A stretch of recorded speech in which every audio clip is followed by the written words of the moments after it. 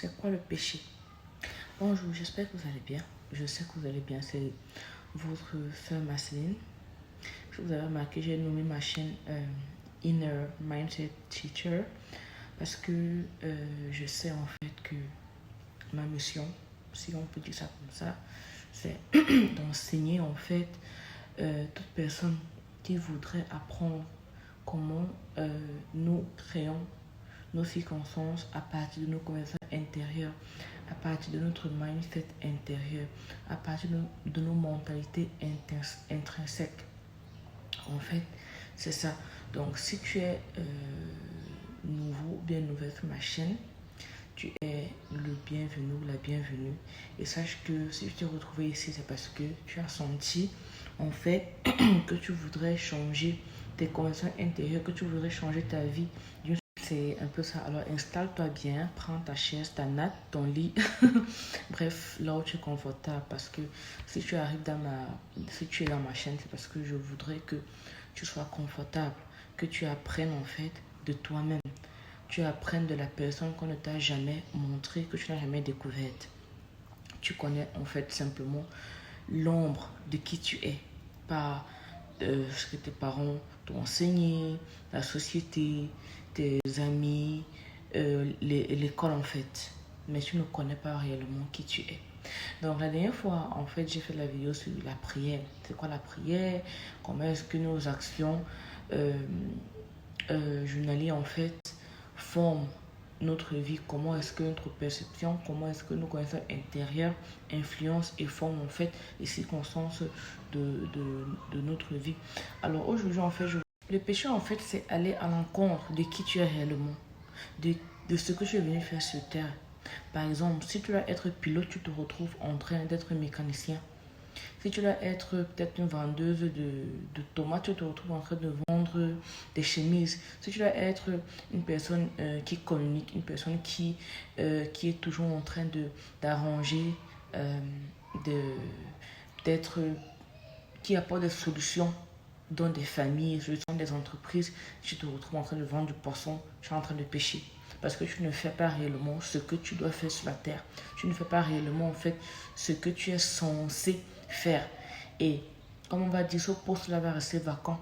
Parce que c'est toi en fait qui devais le faire. Mais tu te retrouves en train de ne pas le faire.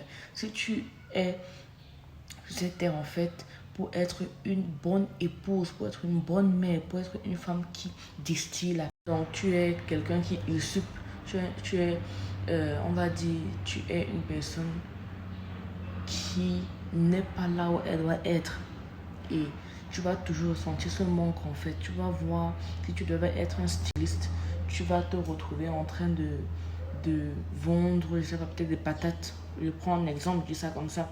Et les gens qui vont être autour de toi vont dire, mais tu sais bien t'habiller, tu sais bien les conseils en fait, le style vestimentaire, mais pourquoi tu te trouves en train de vendre cela?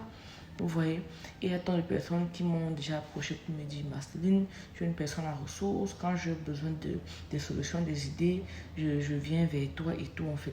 Et c'est là que je suis que vendre peut-être les vêtements et ça comme je faisais n'était pas en fait mon appel, mais être là, donner des solutions et voir, regarder, observer en fait pour voir ce qui ne va pas. C'est là où moi je suis appelée à apporter des solutions. Et je me retrouvais en train quand je faisais des études en Chine, je me suis retrouvée en train de même nettoyer les chambres de mes camarades, je me suis retrouvée en train de laver les assiettes chez eux et tout, de faire des choses en fait qui étaient un peu difficiles pour moi.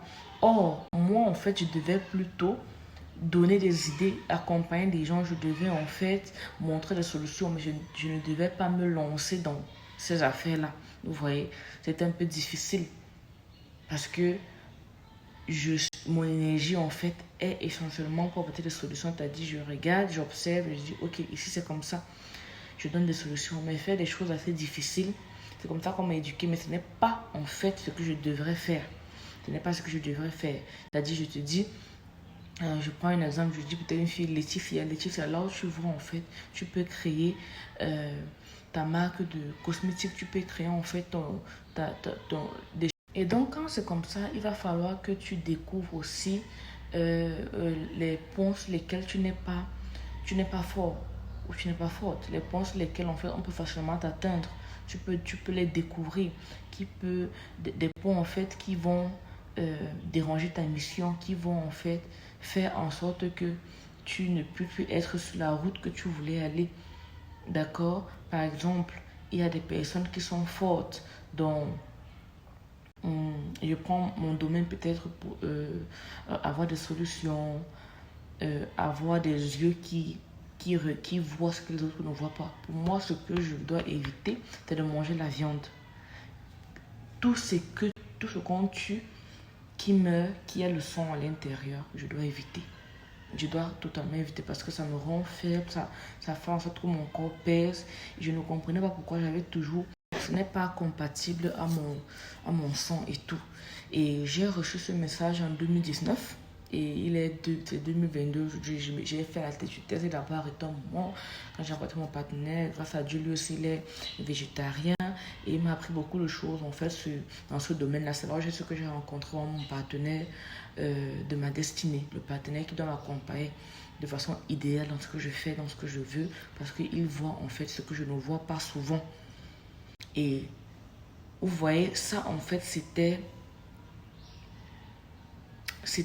une faiblesse pour moi. Parce que j'ai reçu ce message, au lieu de l'appliquer rapidement, j'ai d'abord hésité. Pourquoi? Parce que aussi j'ai grandi là où on ne me permettait pas de m'exprimer, de m'expliquer, de dire ce que je pensais. Parce qu'on estimait que j'étais honteuse, que je n'aimais pas être là. Je peux dire des grands yeux parce que il ne faut pas négliger ce que l'univers t'a donné ou bien ce que les gens appellent Dieu t'a créé. La raison pour laquelle tu ne dois pas modifier en fait quoi que ce soit sur ton corps. Pourquoi? Parce que tes lèvres, parfois les personnes qui ont souvent des grosses lèvres, sont des personnes qui savent communiquer, qui savent véhiculer des idées. Si tu as un gros nez, bref, tout ce que tu as en fait sur toi, c'est pour une raison. Si tu as des grands yeux, c'est parce que tu vois loin. C'est parce que souvent, les personnes qui ont des grands yeux sont des personnes intuitives, des personnes qui savent méditer, les personnes dans la méditation qui voient beaucoup de choses. Donc, tout ce que tu as, c'est pour un but. Ça, c'est un but. Ça, c'est un but en fait. Donc, comme j'ai grandi, là où on ne m'a pas laissé m'exprimer, m'expliquer, là où mes parents prennent toutes les décisions pour moi, en fait, ça a fait en sorte que ça fait en sorte que je ne puisse pas avoir confiance en moi.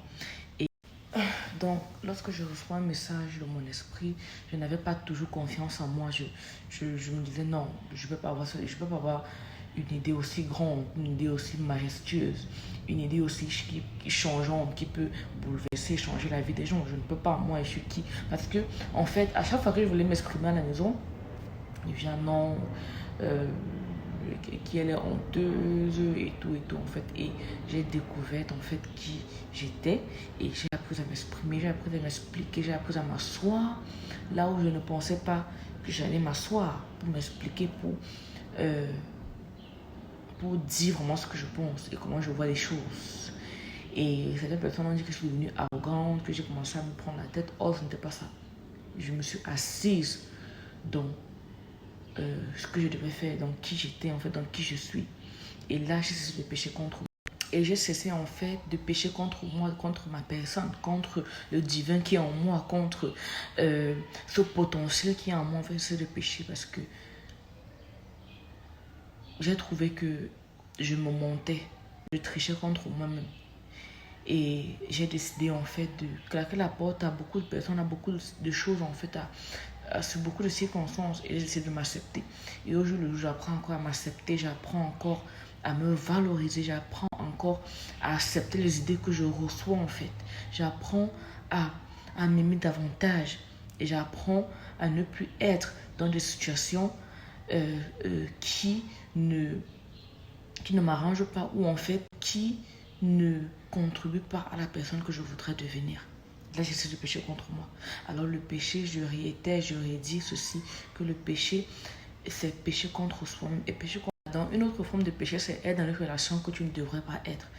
Être avec un partenaire que tu ne devrais pas être. Faire un business que tu ne devrais pas faire. Voilà. Manger de la nourriture que tu ne devrais pas manger. C'est ça aussi, péché. Tu pêches contre ta propre personne parce que tu te retrouves dans les circonstances et tu te mets dans les circonstances de façon consciencieuse, là où tu sais que tu ne devrais pas. Tu ne t'exprimes pas comme tu devrais t'exprimer, tu es en train de pécher.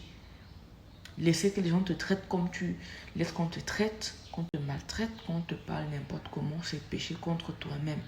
Donc pour laquelle quand je vois des personnes ambitieuses, quand je vois des personnes qui ont vraiment confiance en elles, je dis, ah, celle-là, cette personne a découvert vraiment qui elle est.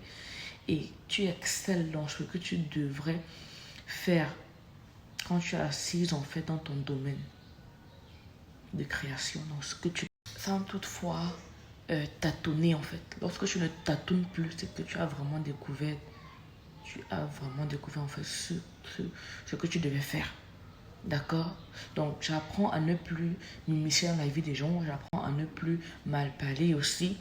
Quand je me retrouve dans une situation, je ne réagis pas, je fais souvent parfois l'indifférence ou encore je donne mon opinion parce que les gens ont leur vie, les gens ont leur mission, les gens ont en fait leurs expériences qu'ils doivent avoir, les gens ont leurs leçons à recevoir. Mais ce que je fais, c'est que je me concentre en fait sur ma vie, sur ma destinée, bref, sur ce que je pense que je dois faire. En fait, c'est ça. Donc, le péché, c'est ça en fait.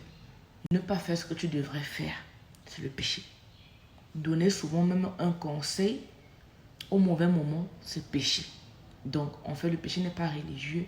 C'est ça, en fait, la définition. Donc, j'ai été ravie de faire cette vidéo ce matin, ce lundi matin. Comme je disais tantôt, je fais les vidéos tous les lundis. Je les poste seulement les lundis. Si je ressens que j'ai un message à passer, je vais l'enregistrer et je vais poster lundi. En fait, c'est ça. Donc, le péché aussi, ce n'est pas d'accommoder les pensées, les émotions, la perception des autres. Quand tu n'accommodes plus cela, c'est-à-dire tu peux t'asseoir, écouter les conseils des autres, la perception des opinions des autres ont toutefois changé. En toutefois, en fait, te mettre toujours à la place des autres parce que en te mettant à la place des autres, un jour, tu vas te retrouver à la place des autres là. D'accord? Alors, portez-vous bien. Excellente semaine à vous et agréable journée. Bye bye.